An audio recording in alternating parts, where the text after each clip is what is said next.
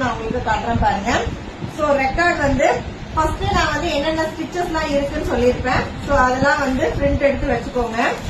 அடுத்தது ஒரு வீக்கும் வந்து நான் வந்து பண்ண சொல்றேன் இல்லைங்களா, அத ஒரு துணியில வந்து ஃபர்ஸ்ட் போட்டு பார்த்துட்டு இந்த மாதிரி ரெக்கார்டுக்கு சப்மிட் பண்றதுக்குன்னு ஃபர்ஸ்டே வந்து கார்னர்ல இந்த மாதிரி ஒரு பாக்ஸ் போட்டுருங்க.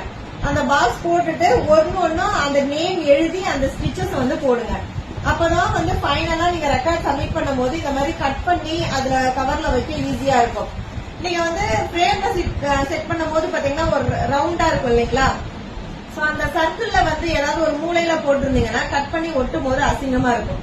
ஃபர்ஸ்டே நீங்க பிளான் பண்ணிக்கோங்க, என்னோட ரெக்கார்ட் இந்த அளவுக்கு அழகா இருக்கணும், இந்த மாதிரி நான் வந்து செய்யணும் அப்படின்னு சொல்லிட்டு நீங்க வந்து ஃபர்ஸ்டே வந்து பிளான் பண்ணிக்கிட்டு எல்லாமே வந்து நீங்க பண்ண ஆரம்பிச்சுங்க. இது எல்லாமே வந்து ரெக்கார்டு அசைன்மெண்ட் எல்லாமே அவங்க வந்து ரெடி பண்ணது. ஓகேங்களா, இதெல்லாம் அதனால ஃபர்ஸ்டே உங்களுக்கு வந்து நான் காட்டி